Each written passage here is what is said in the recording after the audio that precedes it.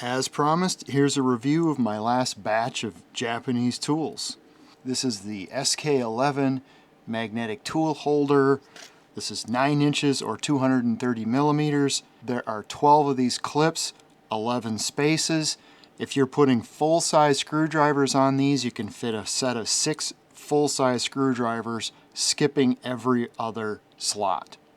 The reason I like these is if there's an obstruction above the screwdriver set, or this is a long reach to get the screwdriver set, I'm just clipping the screwdriver in and I'm pulling the screwdriver straight out. I really like the big magnet on these. These will hold a pretty heavy set of screwdrivers. Okay, these are sold by SK11.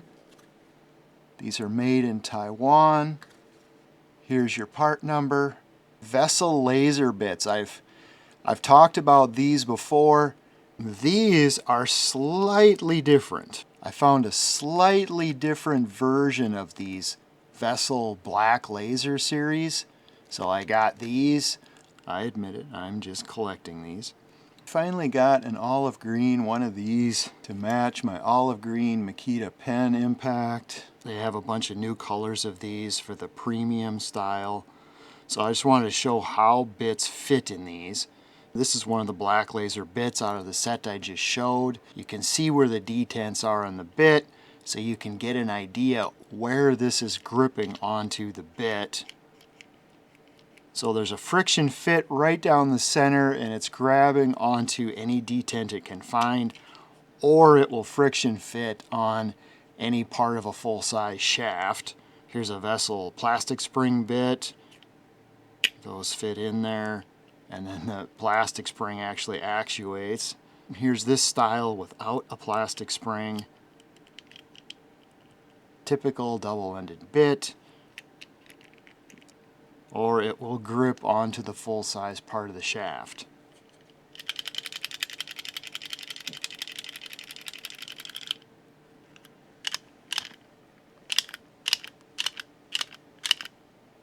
Okay, does a pretty good job. I consider this kind of a novelty item. Packaging for that item says made in Japan. Here's the model number. Next, we have some beautiful micro hex drivers from Vessel and Anex. These red-handled ones are from Anex, made in Japan.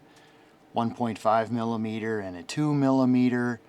And then we've got these beautiful, yummy looking. These remind me of Jolly Ranchers. So these are straight hex and these are ball hex. Perfect for tiny RC stuff. And yes, this came ready to run, pre-assembled. I didn't have to do any of this assembly. So yes, this is a dramatic reenactment. Look at that. Wow. Perfect fit into that small fastener. Alright, these are the latest addition to my glow-in-the-dark tool collection. These are Anex, these are stainless, so these won't rust. Other than the glow-in-the-dark feature, they're pretty basic. The ergonomics are okay. Here are the stubbies. When I try to think up something practical, I guess what I'm thinking of is like a sailboat, seawater, dark spaces where you might have to do something in an emergency and you run across a lot of stainless steel fasteners and you don't want your tools rusting. What are your thoughts on these? Are these just a novelty? Okay, let's look at these gorgeous Anex insulated screwdrivers. These are a collaboration with GranGear and Anex. Military style colors, slim style insulated shafts. The flats on these are hollow ground, not perfectly parallel, but down to a slight wedge. Alright, if the white balance is adjusted correctly, you should be getting a very good color representation.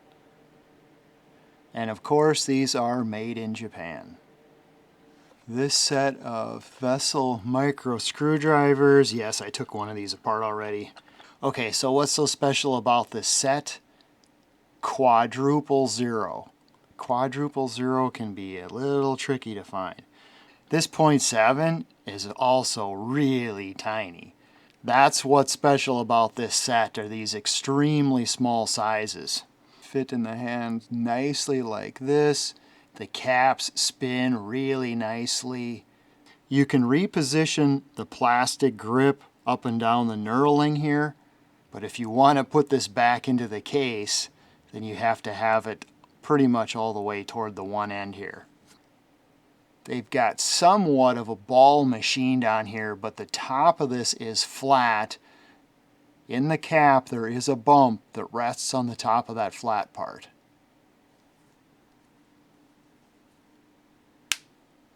The cap is plastic.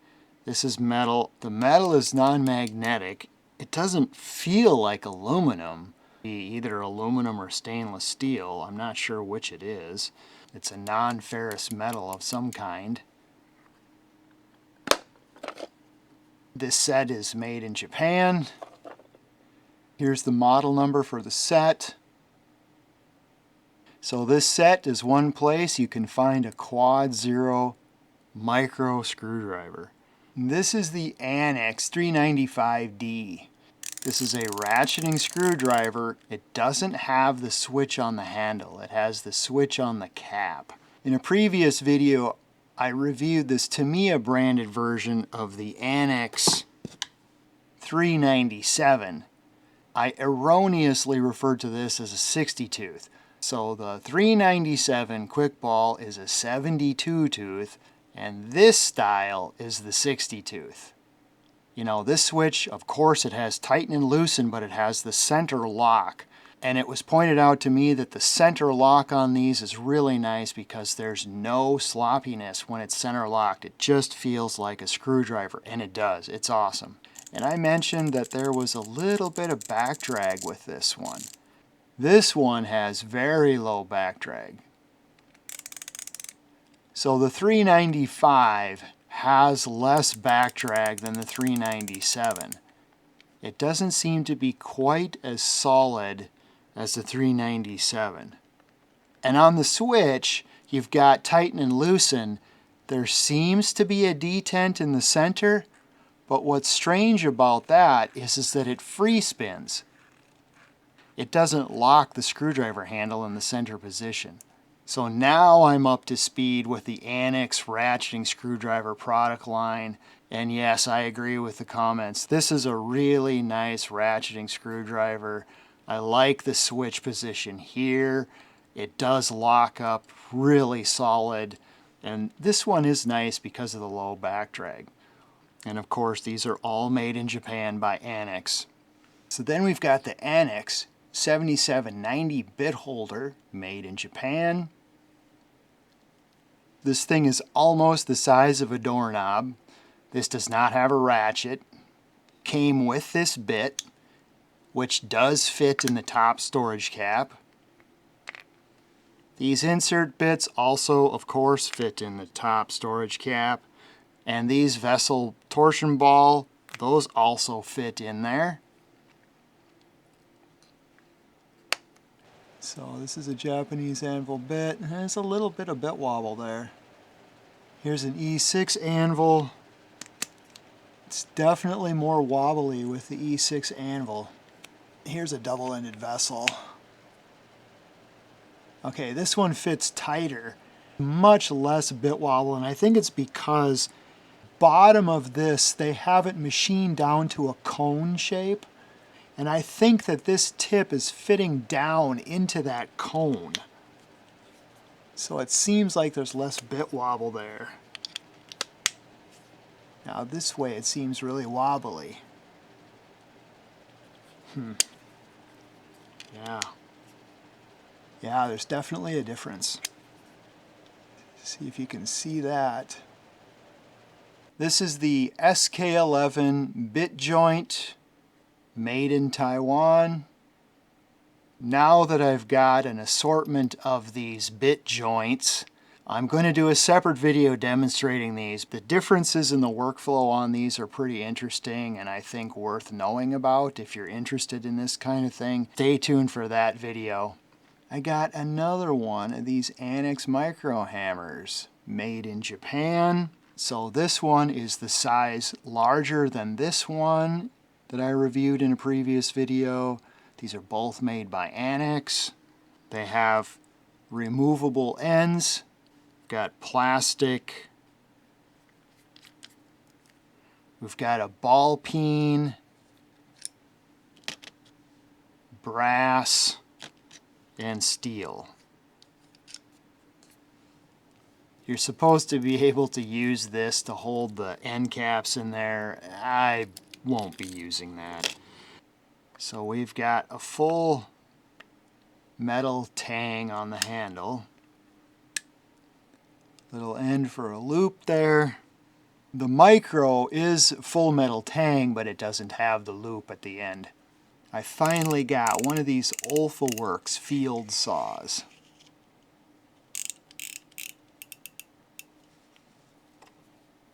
Made in Japan, of course.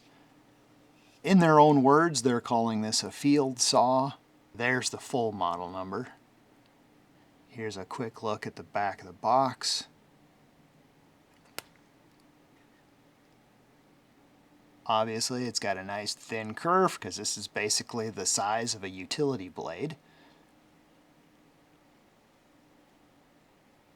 And of course, it is nice and sharp. And my apologies for not demonstrating this. For now, I want to keep this in pristine condition. Okay, it's got a lock there. If we loosen that up, then we can get that.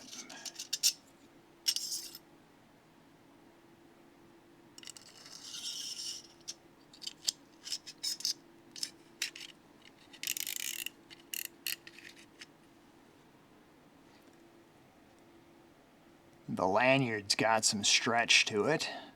Next we've got the OLFA Works bushcraft knife. In their own words, they are calling this a bushcraft knife. Here's the full model number. The blade is obviously stainless steel. This is brass, but this holder is also stainless steel. It's a coated stainless steel. Okay, so nothing on this is going to rust. Okay, so they're showing that you can wash it and get it wet. They're showing it cutting. In this panel, they're showing the piercing edge for disposal of those butane canisters. You can use this as a hook to hook onto a hot handle of a pot that's been over a fire. You can hook onto that. They also make a leather sheath for this. And then they also make one that has a leather handle, and I'm working on acquiring those. I'll add this to my growing collection of OLFA Works bushcraft products. I reviewed this one in a previous video. This is the KOKUYO Hako Aki. It's a scissors with a little package opening gimmick on it. It's got a little protected package opening knife end. I'll demonstrate that quickly. This is made in China. So sharp edge is protected there. You can't get cut on it. But if you push in the lock and squeeze the handle, now you've got a sharp edge there. I'm going to put this in our vehicle. Maybe I'm weird, but sometimes I like to open up stuff right away in the parking lot.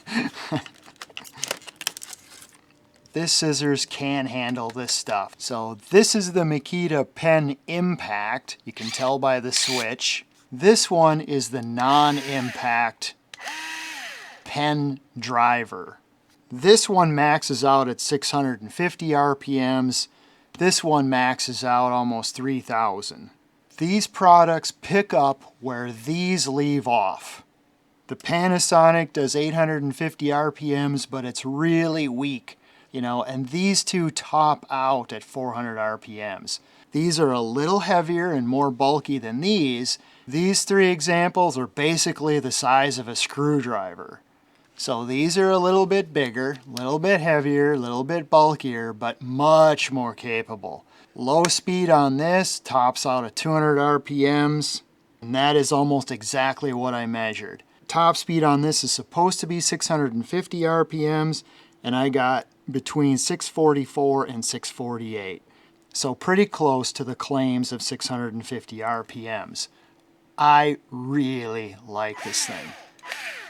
In a previous video when I demonstrated this impact on a computer case, A viewer had commented that I should look into this one, and I had my eye on it, and I finally got it, and yes, that viewer was right on. This one is much better for computer stuff. The clutch settings on this are really good, and this one is excellent for PC cases. The slow speed is an annoying 200 RPMs. It's so slow. The 650 is nice compromise. It's not 800 RPMs, but it's not 400 RPMs either. This is not variable speeds. 200 RPMs forward and reverse, or it's 650 RPMs forward and reverse. If you're using this on computers, you're going to use that clutch. And I found setting number 7 to be perfect for power supply screws.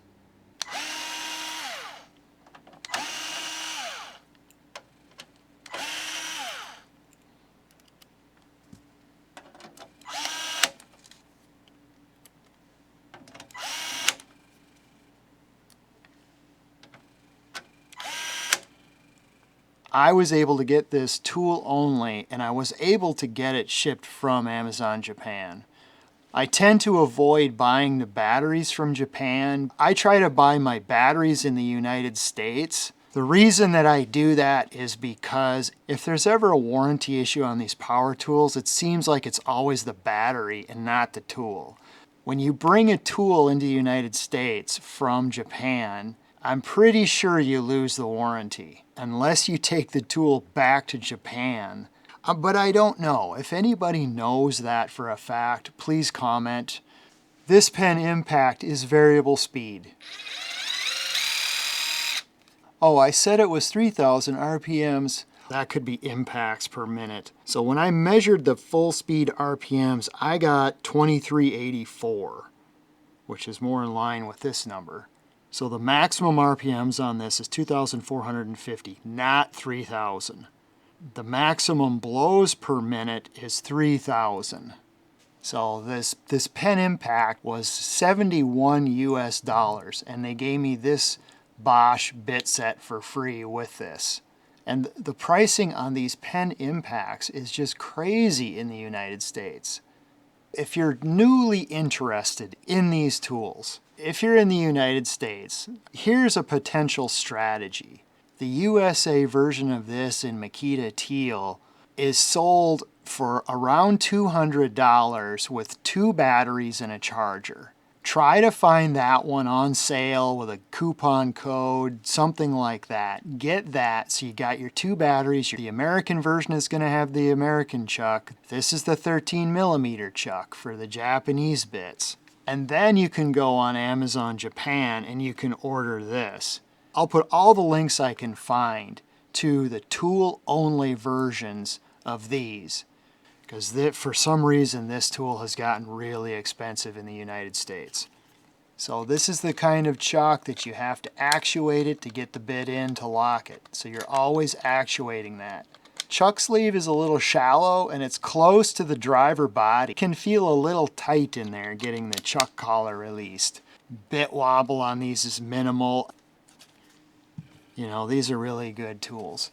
Same as this one, I've got an Anex double-ended bit, I've got an Anex magnet, same thing.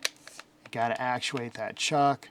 Because this is a 13mm deep Japanese chuck, if you put an E6 bit in this, you're going to have to deal with all kinds of this axial sloppiness. Okay, there's a wrap adapter in there. The Japanese bits, of course, are near perfect in here. All right, let's check the vessel plastic spring gimmick in this. Makita. Very little axial play in there in the first place. The plastic spring ejection doesn't work on the Makita chuck. So E6 bit in the pen impact. Lots of axial play. You can also get the Makita bit piece. I'll put a link for this in the description. That goes into the Japanese chuck. It fills in the gap and makes these fit correctly. That's how an E6 bit fits with the Makita bit piece in there. The Makita bit piece does retain in there. All right, somebody mentioned the Milwaukee M4. I almost bought the Milwaukee M4, but the reason that I decided not to is because I'm worried about what Milwaukee is going to do with that M4 battery platform. I think what Milwaukee needs to do is they need to upgrade the M4 battery pen drive that's similar to this one, and they need to upgrade that to their red lithium USB type platform. These are of course 7.2 volts, not 4 volts.